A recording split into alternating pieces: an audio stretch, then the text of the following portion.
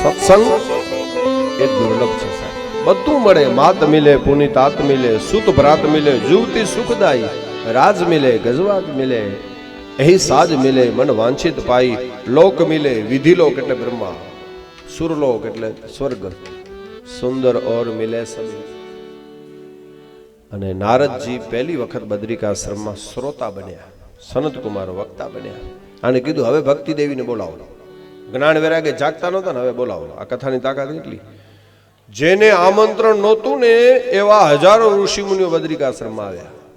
જ્યારે સનત કુમારે કથા ચાલુ કરી ત્યારે ઉદ્ધવ, આમાં લખ્યું છે કિતને બડે બડે ઋષિ મુનિ. કારણ કે ભગવત કથામાં આમંત્રણ ન હોય ને તોય જવાય. હે 4 જગ્યાએ શાસ્ત્રો એમ કે છે વગર આમંત્રણે જવાય. ગુરુના ઘરે, મિત્રના ઘરે, મા બાપના ઘરે અને આવા ભગવાનના કાર્યમાં કંકોત્રી ન હોય ને તોય જવાય. કારણ કે ક્યાંક કોઈક સમિતિ વાળા કે ક્યારેક આટલું કરતા ભૂલાઈ ગયું હોય. પણ ઘણા એમ કે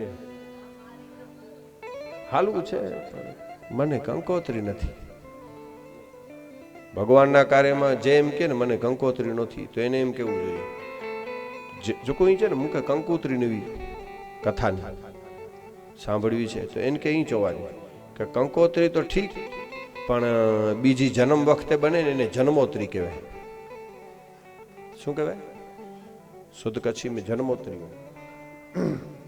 મહારાજ પાસે જોડાવે માતા બહેનો, જન્માક્ષરની ચોપડી આવે ખરેખર એમાં જ્યોતિષની તો વાત જ અલગ હોય આખી. એક જણ તો મહારાજ પાસે લઈ ગયો ઓલી ચોપડી, મહારાજ કંઈક જોઈ દો તો ગુદેવ, અને એવો વિદ્વાન માણસ સીધે સીધું ચોપડી હાથમાં લીધા વેત તો કહી દીધું તમારે 3 દીકરી છે? તો હા 2 દીકરા છે. હવે આમ સીધે સીધું કહી દે એટલે હા મહારાજ, ઓહો ભગવાન, 3 દીકરી 2 દીકરા? તો હા. મોટી દીકરીને 18 વર્ષની ઉંમર, એ કહી દીધું. પછી કીધું ગયા મહિને 15 કિલો ચોખા લીધા હતા, 10 કિલો ખાંડ લીધી હતી. મહારાજ તમે કેટલા જાણકાર છો, એ ખબર પડી ગઈ. ત્યારે મહારાજે કીધું આલ્યો બેન આ રેશન કાર્ડ છે ઘરે રાખી આવજો ને કાલે જન્માક્ષર લેતા આવજો. કારણ કે આમાં તો લખ્યું છે ને રેશન કાર્ડ, ચોપડી જ બીજી આવી ગઈ હતી આખી. આ મૂકતા આવજો ઘરે અને આ લેતા આવજો. અને જોકે તો અમુક ને તો ગ્રહ નડીને શું કરે ખરેખર. એક જણ તો આમ જ્યોતિષભાઈ મહારાજ કઈ જોઈ દો, ઓલો કે રૂપિયા 2000 નો ખર્ચો થાય હવન કરવો પડે. મહારાજ 2000 જ નથી, તો કે 1000 હોય તો તને કઈક નાનકડો એવો અભિષેક કાઢો, તો કે એ નથી, તો 500 રૂપિયા હોય તો નંગ દઈ દો, તો 500 નથી, 100 હોય તો યંત્ર દઈ દો, એક નાનકડો દોરામાં બાંધો. 100 નથી, ઓલો કે 5 રૂપિયા દે ને તો તારું કામ થઈ જાય, એક દોરો બાંધી. ઓલો કે 5 રૂપિયો છે, તો રૂપિયો નથી. ત્યારે ઓલા જ્યોતિષે કીધું જાને તો લેર કર, તો કે તને કાંઈ નથી નડતું લુખા, તારી પાસે રૂપિયો નથી, ગ્રહ નડીને કરે શું તને?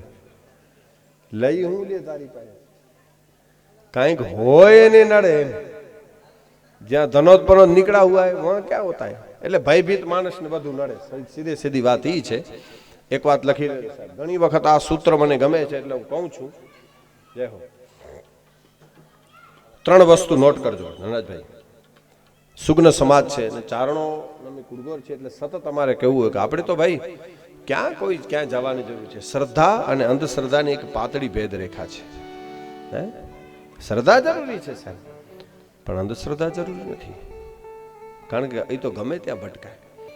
હે ક્યાં આપણા દેવી દેવતાઓ ઓછા છે, આપણે જ્યાં ત્યાં ભટક્યા કરીએ. મહારાજ આ નડે. 3 વસ્તુ ઘણી વખત હું કહું છું. 1 નોટ કરજો.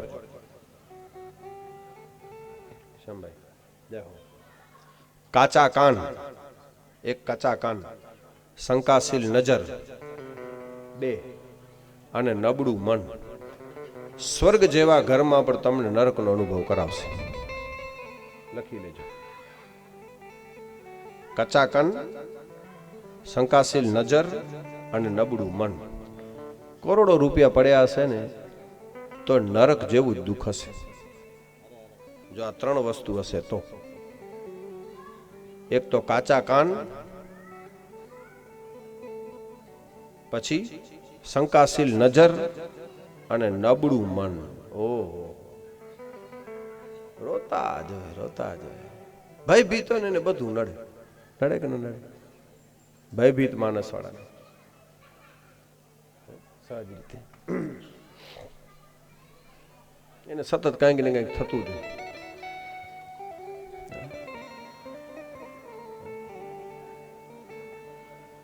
તો આપણી જગ્યાઓ છે એની પાસે નિવારણ કરાવવું. હું તો જાહેરમાં કહું છું, ધનરાજભાઈ, બધા કાનજીભાઈ બધાને ખબર છે કે મેં મારી જિંદગીમાં મારી પાસે ઘણા આવતા હોય, મેં એવું કોઈ નિવારણ નથી બનાવ્યું કોઈને, ભાઈ તમે 10,000નો ખર્ચો કરાવો. મારી જિંદગીમાં કોઈને નિવારણ નથી બતાવ્યું. એટલા રૂપિયા ખર્ચો થયો એટલો કરાયો, ત્યાં કે બરાબર થી નથી કરાવ્યું એટલે સ્પષ્ટ કહી શકીએ છીએ. બહુમાં બહુ માણસ કહે તો ભાઈ સત્કર્મ કરો, આટલું આટલું નિવારણ આનું આ છે, આનાથી તમારું કંઈક સહજ રીતે થાય. ભગવતીના જે આપણે ઉપાસક હોઈએ, આ સોનલ ઉપર જેને ભરોસો હોય, મા મોમાઈ ઉપર ભરોસો હોય ને સાહેબ, એને કોઈ ગ્રહોની તાકાત નથી માણસને. માણસને પૂર્વગ્રહ ને ઉપગ્રહ નડે છે, બીજું તો જે નડતું હોય સહજ રીતે કહીએ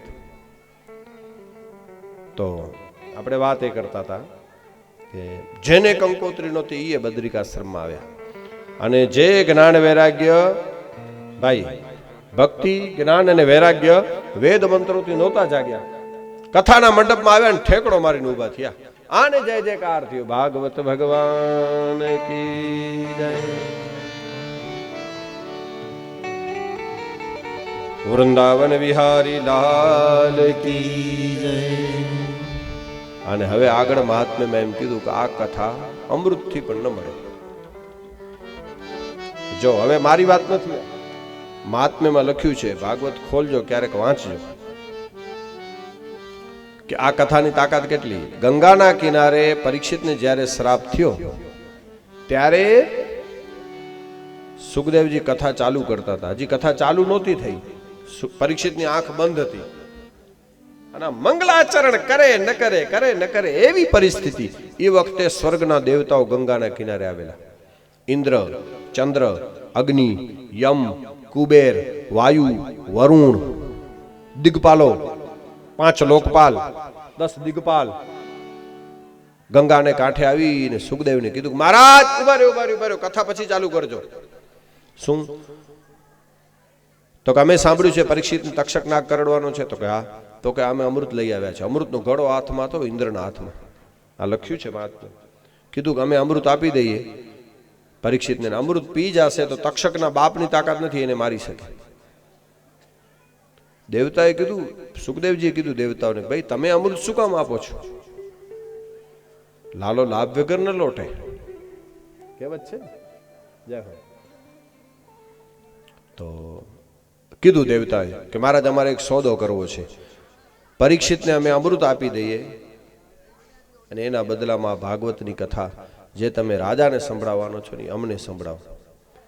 વિચારવા જેવી વાત કરી હો ભાઈ. આપણે કથાના મંડપમાં બેસી શકતા હોઈએ તો. દેવતાઓ એમ કહેતા હતા કથા આપો અને અમૃત લઈ લે, સોદો મંજૂર. સુખદેવજી કે મંજૂર, પણ આ કથા મારી નથી, મેં રાજાને પરીક્ષિતને પૂછી જો એને મંજૂર હોય તો મને પણ. પરીક્ષિત ગાલ આવી. કીધું સુખદેવજી કે તારે સોદો કરવો છે અમૃતના બદલામાં કથા? પરીક્ષિતે કીધું મહારાજ પહેલા એક કામ કરો, બેયની કિંમત સમજાવો, કારણ કે મને કિંમત ખબર નથી અમૃતની, નથી કિંમત કથાની ખબર, પહેલા બેયની કિંમત સમજાવો. કિંમત સમજાવ્યા વગર સોદો થાય? તમે તમારી ચીજ વેચતા હો, ભેંસ છે કે ખેતર છે કે વાડી છે કે ગાડી છે, આપણી ચીજની ખબર, કિંમત તો ખબર હોવી જોઈએ ને. કિંમત સમજાવ્યા વગર સોદો કરીએ તો ખોટમાં જાઓ કે ન જાઓ? આ વાત પરીક્ષિતે સુખદેવને કીધી, પહેલા બોંજી કિંમત કરી દો, અમૃતજી કિંમત કરો ને કથાજી પોય સોદો કરી.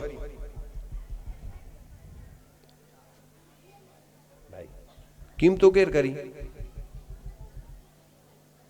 જો કિંમતું છે ને વચ્ચે વાળા કરે કે આ રોડ ટચ છે, આ અંદરની છે, આ બહારની છે, આ ભેંસ આવી છે. દલાલે જો કામ કિંમતું કરે જોવે, એ કિંમતું કરે, ગમે એમ કરીને આપી દી. એનું કામ થઈ જવું જોઈએ, પણ કિંમત સમજાવી જોઈએ. હવે તો દયા થઈ ગઈ. આ બાજુ તો મિત્રો વચ્ચે તો જે રોડ ટચ ઉપડ્યું હતું, ખરેખર ભગવાન બચાવે. શાંતિ થઈ ગઈ. આખો પટ્ટો આમ હજી હાલે છે, વાંધો નહીં આવે, પણ છતાંય સાહેબ આપણા વડીલો જે આપણા માટે જમીનો રાખી ગયા છે ને એની કૃપા કહેવાય સાહેબ. ભલે ઈ કાળમાં જે ભોગવી તો કીધું કે જો હું કિંમત કરું છું. પહેલી કિંમત અમૃતની. અમૃતની કિંમત એ છે કે અમૃત પી જઈશ પરીક્ષિત તો તું અમર બની જઈશ, તને કોઈ નહીં મારી શકે, લાંબુ જીવન, દીર્ઘજીવી બનીશ. અને આ કથા સાંભળું તો કથા સાંભળ્યા પછી મરણ આવે, કોઈ વક્તાએ ગેરંટી નથી આપી કથા સાંભળો ને અમર થાવ. કીધું છે મરવું પડે, અમૃત પછી મરવું ન પડે. તો કે તો કિંમતમાં કોણ વધે, અમૃત કે કથા? કોણ વધે? કારણ કે અમૃત અમર બનાવે, કથા અમર ન બનાવે. પછી સુખદેવજીએ કીધું કે જો રાજન, અમૃત તને લાંબુ જીવન આપશે. દેવતાઓ લાંબુ જીવન દેવતાઓને મળ્યું, પણ સારું જીવન નહીં આપે. આ વાત બહુ મોટી છે સાહેબ. હે, અમૃત તને દીર્ઘજીવી બનાવશે પણ દિવ્યજીવી નહીં બનાવે. અને આ કથા લાંબુ જીવન નહીં આપે. સુખદેવજી કહે છે પરીક્ષિત પણ સારું જીવન આપશે એની હું 100% ગેરંટી આપું છું. હવે તું નક્કી કરી લે, લાંબુ જીવવું છે કે સારું જીવવું છે. ભગત દેવતાએ અમૃત પીધું ભાઈ, છતાં એનું જીવન સારું થયું. તુલસીદાસજી મહારાજે રામચરિતમાનસમાં પણ લખ્યું, ઊંચ નિવાસ નીચ કરતૂતી દેખી ન શકની પરાઈ વિભૂતિ. ઊંચ નિવાસ નીચ કરતૂતી અને દેખી ન શકઈ પરાઈ વિભૂતિ. ઊંચ નિવાસ પણ નીચ કરતૂતી દેખી ન શકઈ પરાઈ વિભૂતિ. અમૃત પીધું પણ જીવન સારું નથી દેવતા. અચ્છા, એક દાખલો બીજો. અમૃત પીવાથી જીવન સારું થતું હોય તો બાપા ઇન્દ્રે અમૃત પીધું તું પણ જીવન સારું નથી થયું. અમે ઘણીવાર કથામાં કહીએ છીએ સાહેબ કે અમૃત પીધા પછી પણ સ્વર્ગનો રાજા ઇન્દ્ર ગૌતમ ઋષિના ઘરે જતો હોય તો એવા અમૃતમાં ધૂળ પડી કહેવાય સાહેબ. હે, અમૃત લાંબુ જીવન આપે, સારું જીવન ન આપી શકે સાહેબ. અને માણસ કેટલું જીવ્યો ને એ મહત્વનું નથી, લાંબુ જીવ્યો એ મહત્વનું નથી, કેવું જીવ્યો એ મહત્વનું છે. માણસ કેટલું ખાય ને એ મહત્વનું નથી, કેટલું પચે છે એ મહત્વનું છે. અને માણસ કેટલા રૂપિયા કમાય ને એ મહત્વનું નથી સાહેબ, આવા સારા કામમાં કેટલા ખર્ચે છે ને એ મહત્વનું છે. આમ જરાક આમ તાળીથી વધાવજો એટલે મને ખબર પડે કે દૂધ દોયણામાં જાય છે ને કાપો અહીંથી તો બહાર હતા નતો જ ભરે બંદૂક ભાવજી કર ઘેરે ગા લાગીને કે ઘણી તો વાહ, આવું ન થાય. તો અમૃત લાંબુ જીવન આપે, સારું જીવન ના આપે. ગંગાના કાંઠેથી મહાત્મ્યમાં એમ લખ્યું છે કે દેવતાઓને પાછા વળવું પડે ભાઈ. અને આપણે કથાના મંડપમાં બેઠા છીએ. દેવ થવું અઘરું નથી. દેવ થવાની માણસ છે ને દેવ થવાની કોશિશ કરે કે હું એવા કામ કરું દેવ બની જાઉં. દેવ બને જ જરૂર જ નહીં. માણસ ખાલી માણસ બની જાય તો ઘણું છે. દેવ તો આપણે એક દિવસ થઈ જ જશું. બાપા છોકરા કાગળ લખશે બાપા દેવ થઈ ગયા, પેડી થીવે બહુ થીવે પણ દેવ થઈ જ જરૂર નહીં. માણસ થઈ જાય ને. નહીતર આજના યુગમાં સાહેબ માણસને ભગવાન ગોતો અઘરો છે તો ભગવાનને પણ માણસ ગોતો ક્યાં સહેલો છે. હે, અઘરું છે. કારણ કે દેવતાઓ કરતા દેવતાઓ છે ને એ હોટલમાં રહેવાવાળા માણસો છે. હોટલમાં તમે રહી શકો, બરાબર છે, હોટલમાં બધી વ્યવસ્થા મળે, ટાઈમ ટુ ટાઈમ ચા પાણી ખાવાનું પીવાનું બધું ઓર્ડર ટુ ઓર્ડર મળે, કેટલો સુખ. દેવતાઓને ભોગ મળે, દેવતાઓ હોટલમાં રહેવાવાળા છે. પણ હોટલમાં માણસ બધી સગવડ મળે, પણ પોતાની મરજી મુજબ કાંઈ ન કરી શકે. કરી શકે એને કંઈ છે કે બારી હટાણીએ તો એ એમ કહે ભાઈ મને આ બારી નથી ગમતી યાર, 8 દી થયા રાતો હોય હોટલમાં, આ બારી હટાવી નાખો. હટે? હોટલવાળા એમ કે ભાઈ તમારું ભાડું છે ત્યાં સુધી રહ્યો, જલસા કરો, બધું ખાવા પીવાનું ટાઈમ ટુ ટાઈમ, પણ આ તમારી મરજી બાર્યું નહીં હટે. તો દેવતાઓ છે ને હોટલમાં રહેવાવાળા છે, પોતાની મરજીથી કાંઈ કરી શકે? ભોગ બધા મળે, પોતાની મરજીથી કાંઈ ન કરી શકે, એની મરજી હાલે જ નહીં. અને પશુઓ છે ને, ગાય ભેંસ કૂતરા બિલાડા, એ કેદી છે, કેદી છે ને જેલમાં રહેવાવાળો, એ પણ પોતાની મરજી મુજબ કાંઈ ન કરી શકે. કરી શકે? ન પશુઓ કાંઈ પોતાની મરજીથી કરી શકે છે, ન દેવતાઓ કાંઈ કરી શકે છે. સાહેબ કાંઈક મરજી મુજબ કાંઈ કરી શકતો હોય ને તો એ આ માણસ જ છે સાહેબ. એટલા માટે બડે ભાગ માનુષ તનુ પાવા, સુર દુર્લભ સદગ્રંથ હી ગાવા. રામાયણ એમ કે બડે ભાગ, અને ગીતા પણ એમ કે છે દુર્લભ માનુષ્યો દેહો. એટલે આનાથી વધારે શું માગવાનું હોય સાહેબ? સહજ રીતે કહ્યું જમવાઈનું પણ છે, શું માગવું શું આપ્યું અઢળકાઈ, દુર્લભ દેહ આપ્યો, આનાથી વધારે શું માગવાનું? માણસ બની જાય. દેવતાઓને ગંગાના કાંઠેથી સુખદેવજીએ કીધું ભાઈ અમૃત નહીં મળે. માણસ કેટલું? આદ્ય ગુરુ શંકરાચાર્ય મહારાજ સાહેબ 32 વર્ષની ઉંમરે મૃત્યુ પામેલા. તમે નહીં સાંભળ્યું હોય? કેટલી? સનાતન ધર્મના આદિ સ્થાપક બાપા 32 વર્ષની ઉંમરે મૃત્યુ પામેલા. માણસ કેટલું જીવે એની મહત્વ નથી. વિવેકાનંદજી મહારાજ 39 વર્ષની 6 મહિનાની ઉંમરે મૃત્યુ પામેલા. માણસ કેટલું જીવ્યો એ મહત્વ નથી, કેવું જીવ્યો એ મહત્વનું છે. 100 વર્ષનું આયુષ્ય છે, પણ ગામમાં કોઈને હાલવા જ નથી થયા તો હું કામ? ખરેખર અમુક જણા એમ કે આ ક્યારે મરે ને ક્યારે ખરખરે જાય. હું બધાને નડતો જ આખી જિંદગી. એવી વાત નથી. કથા માણસને સારું જીવન આપે, અમૃત લાંબુ જીવન આપે. અચ્છા, બીજી વાત, દેવતાઓની રહેણી ઊંચી, આટલી ઊંચી પદવી છે દેવતાઓની, પણ એના વિચારધારા અમુક તપાસીએ ને બહુ નાની, એટલું નબળું મન જેને કહેવાય.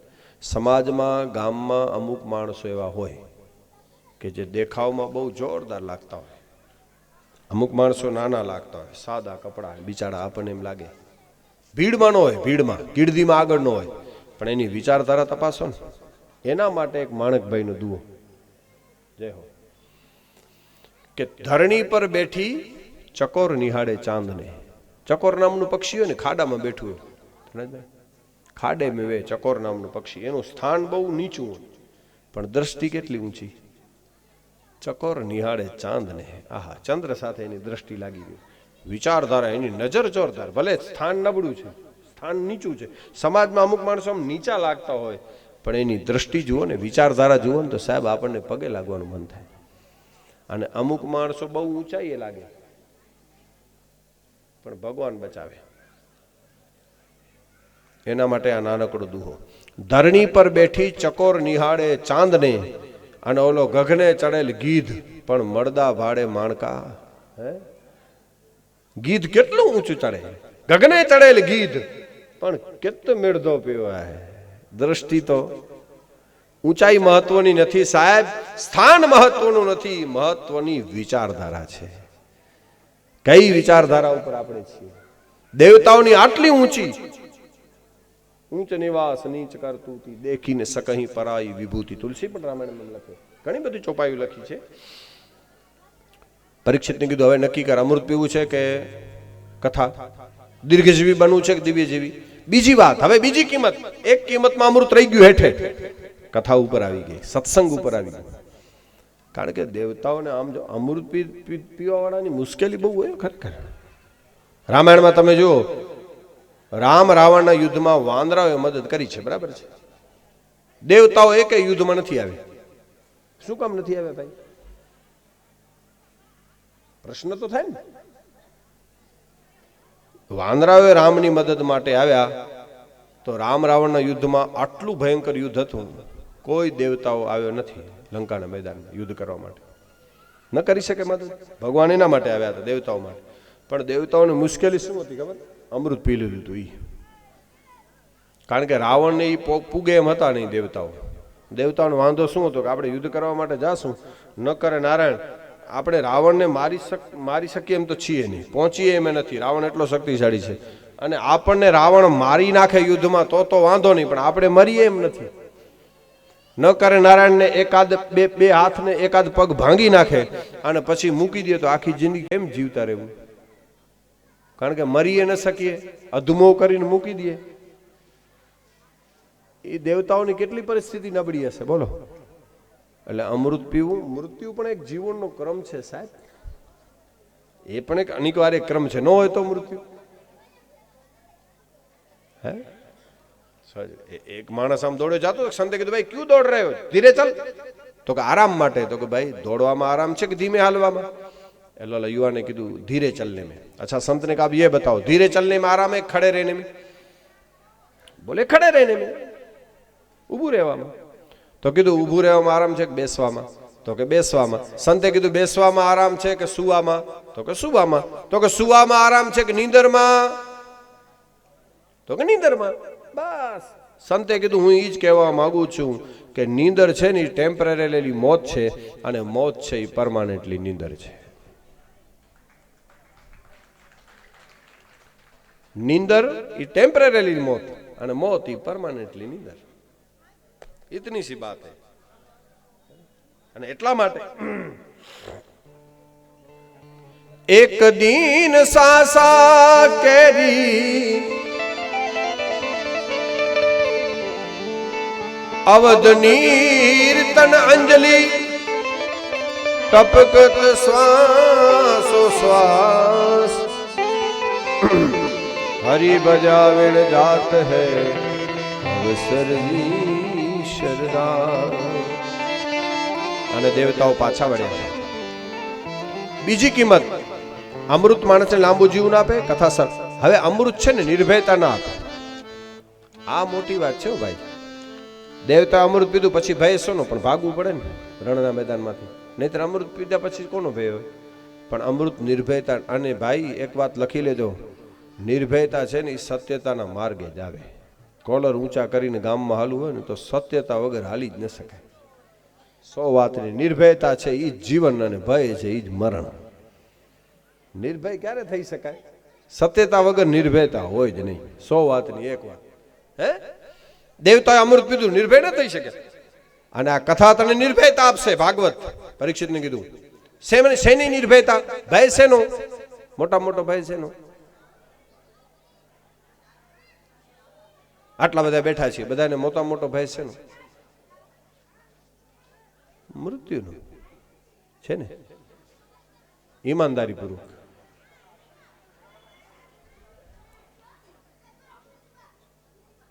મોતનો ભય નથી, પીડાનો ભય છે. મૃત્યુ તો કબીર કે મરને से सब जग डरा मेरे मन आनंद कब मरू हूं कब भेट हूं पूरन परमा.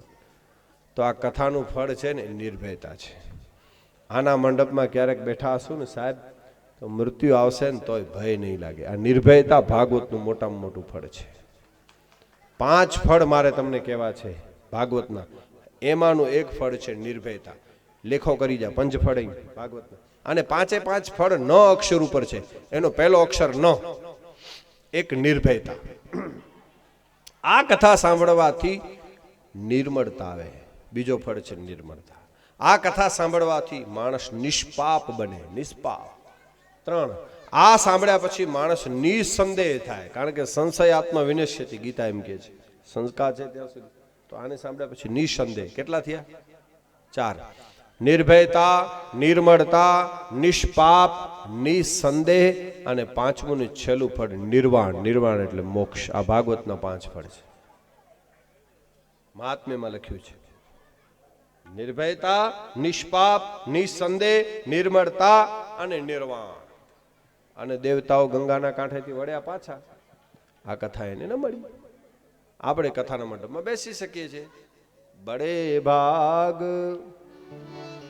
માનુષ તનુ પાવા સુર દુર્લભ સદ ગ્રંથ હિ ગાવા સાધન ધામ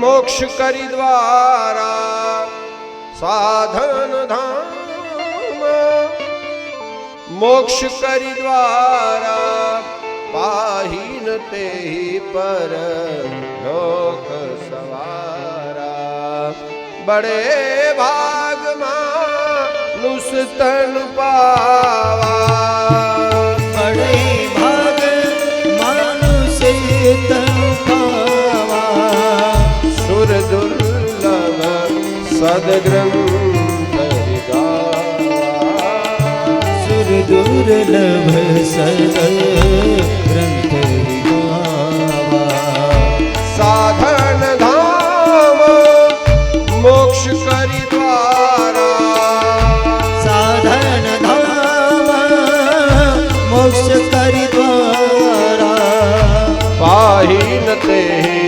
પરલોક સવારા પાહીન તે પરલોક સવારા ગૌકોટિ દાના ગ્રહણે ચકાસી મકર પ્રયાગે આયુત કલ્પવાસી યજ્ઞે ચ મેરુ સમહે મદાના યજ્ઞે ચ મેરુ સમહે મદા નહીં તુલ્ય ગોવિંદ નામ સમાન નહીં તુલ્ય ગોવિંદ નામ સમાન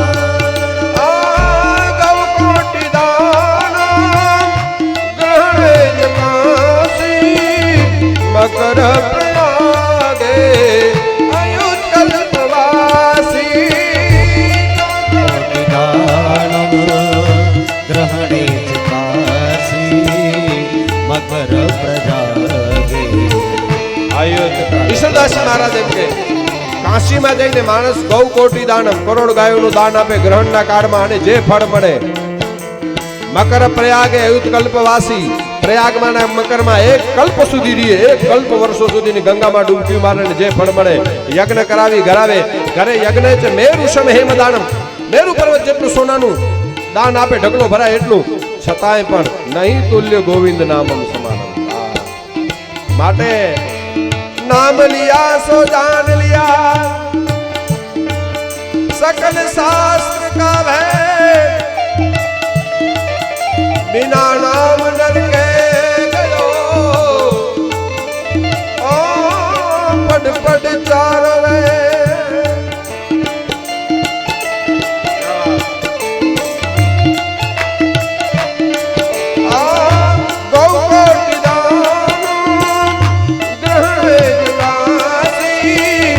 मकर प्रयागे अयुत कल्पवासी गौकोटि दानम ग्रहणे चकासी मकर प्रजागे अयुत कल्पवासी आयग्ने मेरो समय मदाना यग्ने मेरो समय मदाना नहीं तुल्य गोविंद नाम समाना नहीं तुल्य गोविंद नाम समाना एक दीन सासा केरी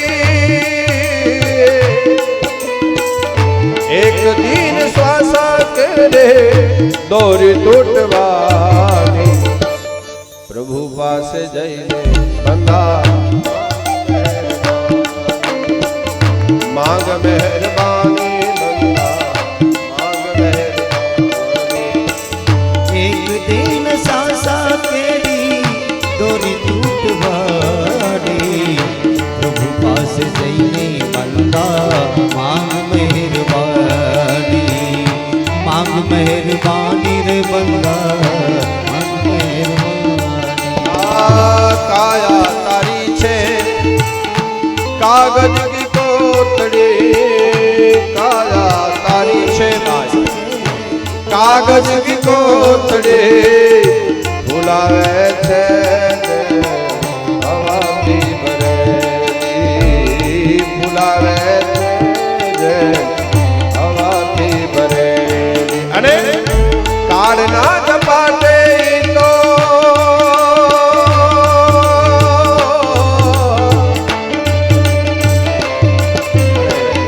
કાળના ઝપાટે તો નક્કી ફૂટવાની પ્રભુ પાસે જઈને બંધા માંગ મહેરબાની માંગ મહેરબાની બંદા માંગ મહેરબાની. પછી ધુંધુકારી જેવાને પણ આ કથાથી પરમપદની પ્રાપ્તિ થયેલી પણ પંછી તેરા પિંજરા હુઆ પુરાના મરકો મને બહુ સારી રીતે ગાય છે કે આ શરીર સહજ રીતે નીકળી જવાનું છે માટે પંછી પિંજરા અંદર લઈ લે બધું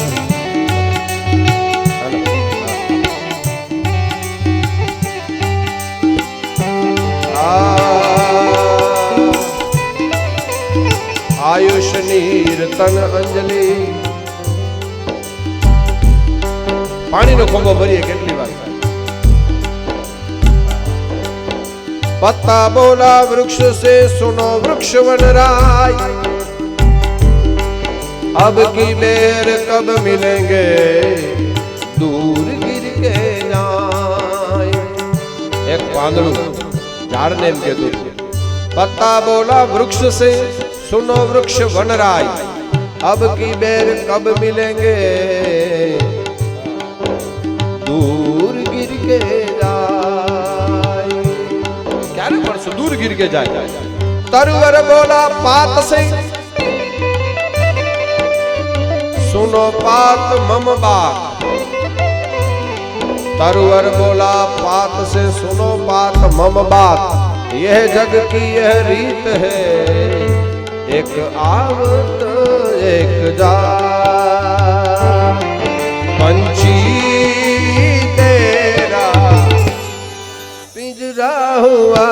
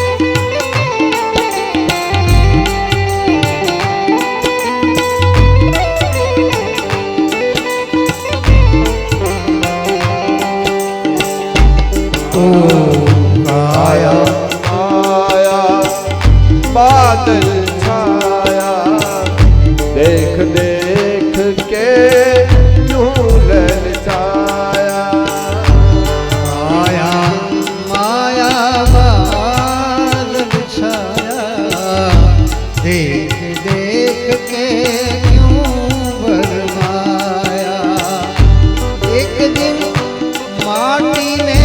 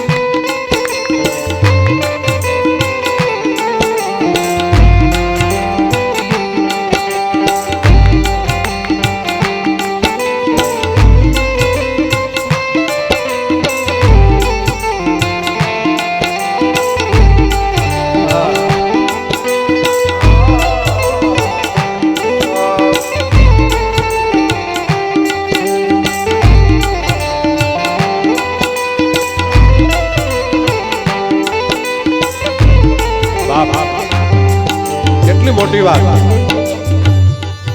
ભગત, વાત બહુ મોટી છે. આપણા કચ્છમાં લાખો ફૂલાણી થઈ ગયું. શાયદ आपने उसका नाम सुना होगा. લાખા લખ પણ ફૂલાણી ફેર. અને બહુ ઊંચો માણસ હતો, ઊંચા ગજાનો માણસ. એક વખત એની પત્નીને એને એક દુઓ કીધો લાખા ફૂલાણી. 4 દુઆ છે પણ નોંધ કરવા જેવા સાહેબ. શું કીધું ખબર? કે હું દે જનીનો માણ્યો, જેની પાસે કંઈક છે અને માણી ન શક્યો, ક્યાંય સત્કર્મ ન કરી શક્યો.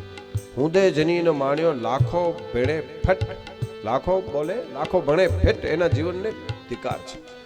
પહેલો દુઓ, હું દે જનીનો માણ્યો, લાખો ભેણે ફેટ, જાવું થોડે દાળ લે દિન 10 કાઠ. 8-10 દિવસનો ખેલ છે સાહેબ. લાખા ફૂલાણીની પત્નીએ સામે બીજો દુઓ કીધો. 4 દુઆ છે, 4 દુઆ છે. પહેલો દુઓ, હું દે જનીને માણ્યો, લાખો ભેણે ફેટ, જાવું થોડે દાળ લે દિન 10 કાઠ. એની પત્નીએ કીધું કે 8-10 દિવસનો તમે કહો છો, માણસનું તો આટલું નક્કી નથી. અને ફૂલાણીની પત્નીએ બીજો દુઓ કીધો કે ફૂલાણી બોલ્યો ફરી. ફૂલાણી તો ફેરી બોલી વે. ફૂલાણી બોલ્યો ફરી દિન 8-10 દૂર. 8 ડીતા દૂર અહીં. ફૂલાણી બોલ્યો ફરી દિન 8-10 દૂર. સાંજે ડેઠા મહાલતાને ગયા ઉગનતે સૂર. માણસનું તો આટલું નક્કી નથી. સાંજના જોયા નહીં તો સવારમાં હતા નહોતા થઈ ગયા. બાજુમાં એની દીકરી ઊભી હતી. દીકરી એણે ત્રીજો દુઓ કીધો કે તમે બેય ભૂલ્યા. 8 દોડી ન, સવારથી સાંજ ન. અને દીકરીએ ત્રીજો દુઓ કીધો કે લાખો ભૂલ્યો લખપતિ ને અમા ભૂલી એમ. અમા એટલે માં. લાખો ભૂલ્યો લખપતિ અને અમા ભૂલી એમ. હેકડે અખ ફરુકડે કો જાણા દે કેમ. માણસના એક ફરુકડામાં શું નક્કી થાય એનું નક્કી નથી સાહેબ. બાજુમાં વડારણ ઊભી હતી. બાપા વડારણ, આ દેશની વડારણો કેવી હતી. એણે ચોથો દુઓ કીધો કે તમે ત્રણેય ભૂલ્યા. સવારથી સાંજ નહીં, 8-10 દીર નહીં, અકડે ફરુકડે કો જાણા દે કેમ એમ નહીં. માણસનું તો આટલું નક્કી નથી. ને વડારણે ચોથો દુઓ કીધો, લાખો અમાને ધીડી એ ભૂલ્યા સબ કોઈ. લાખો અમા અને ધીડી એ ભૂલ્યા સબ કોઈ. શ્વાસ વણુદો પ્રાણલો આવણ હોય ન હોય. માણસનું આટલું નક્કી નથી સાહેબ. સત્સંગમાં ભજનમાં જેટલા દિવસો ગયા ને આ સાચું છે સાહેબ. અને એટલા માટે સંતો કહે છે ને સાહેબ,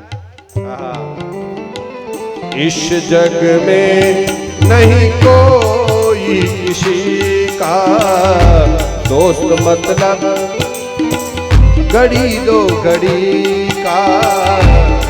जग में नहीं कोई किसी का दोस्त है अपनी घड़ी दो घड़ी का. समझ समझ सुजाना, समझ समझ सुजाना. पंछी तेरा पिंजरा हुआ पुराना.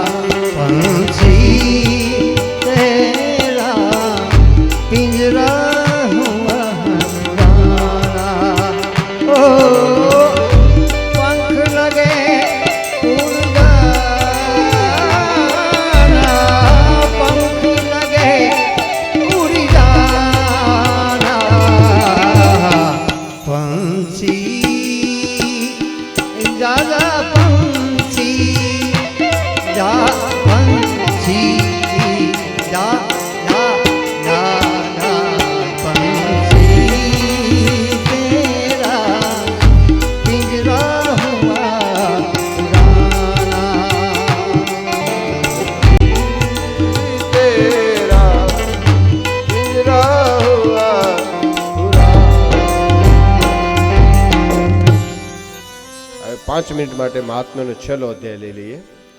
તુંગભદ્રા નદીના કિનારે એક નાનકડું ગામ.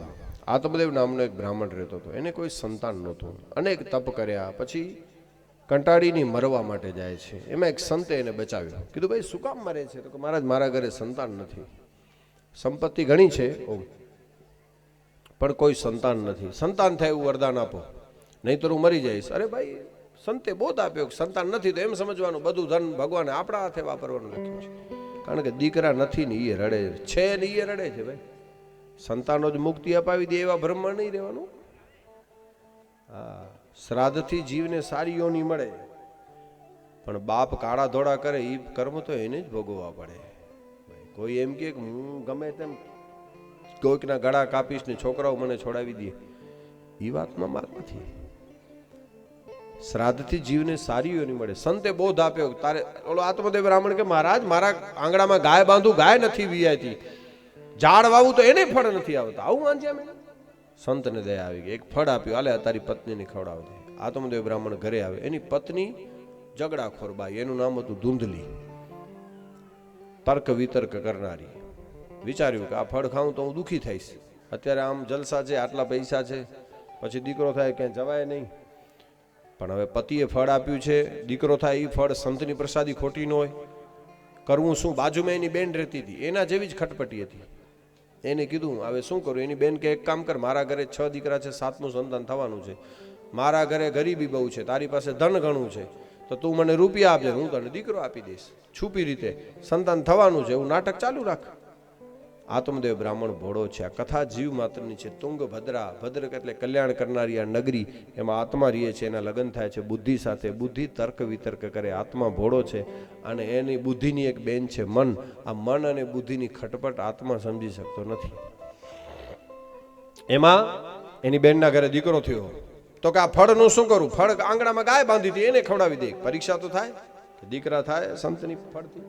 સમય જતા ધૂંધલીની બેને દીકરો આપી દીધો, પણ સંતની પ્રસાદી ખોટી ન હોય.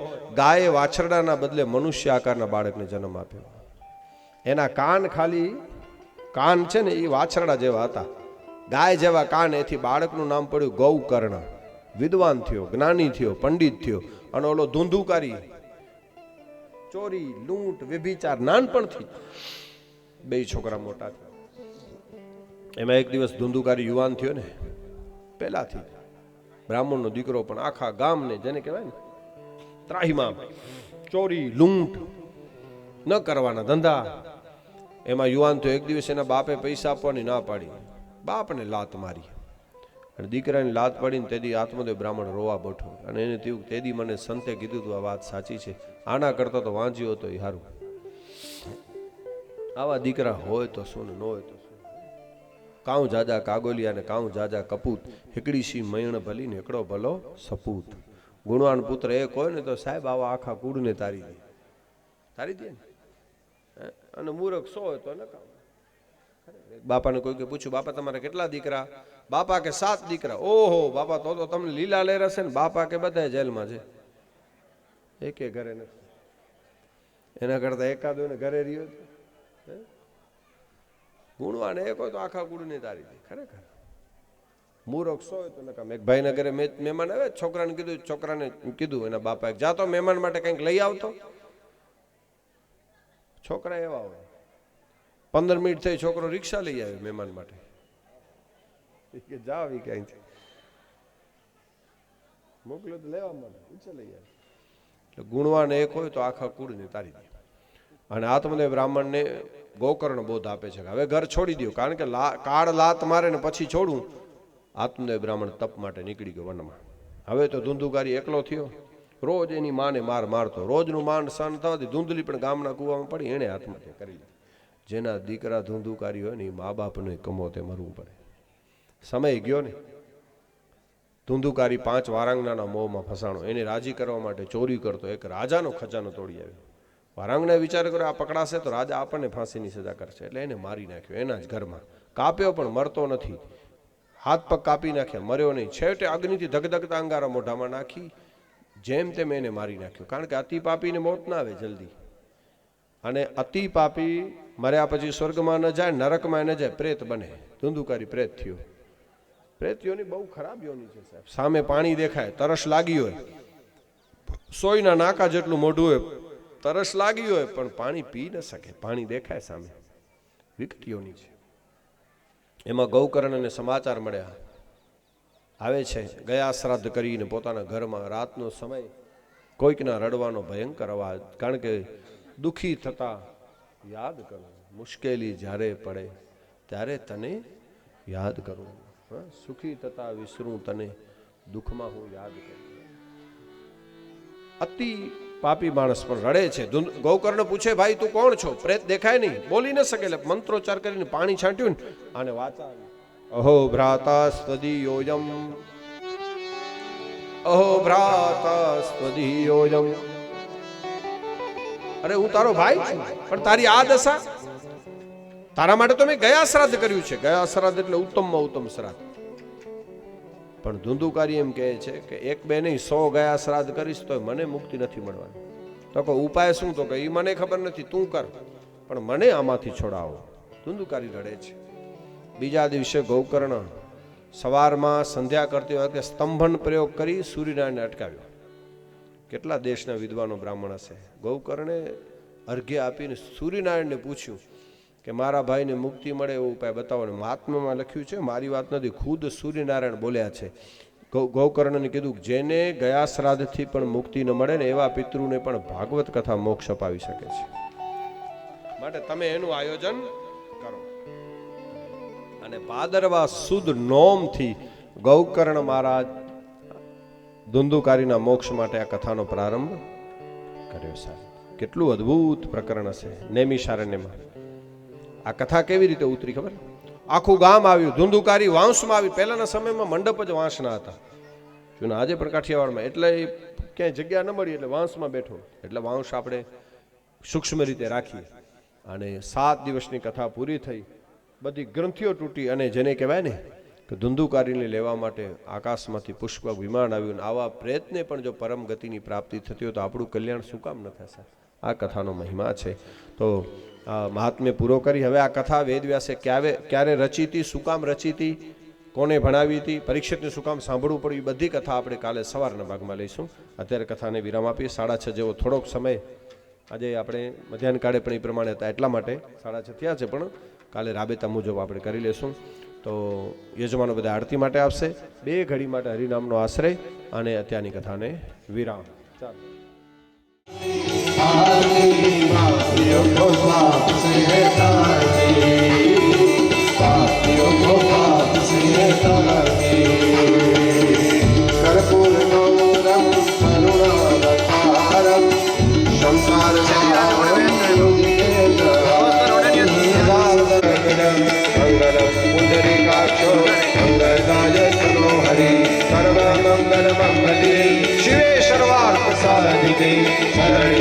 त्र्यंबके गौरी नारायणी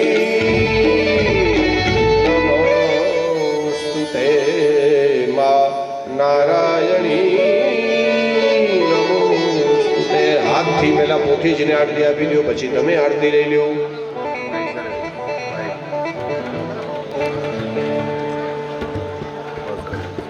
ભોજન છે રાત્રિના અને પોથી જેમને છે એમનો જો ખાડો બાકી છે એ બધા વિનંતી કે કાઉન્ટર ઉપર લખાવી દેજો. ધન્યવાદ. અને યજમાનો પ્રદક્ષિણા વખતે ઓમ નમો ભગવતે વાસુદેવાય મનમાં બોલવાનું.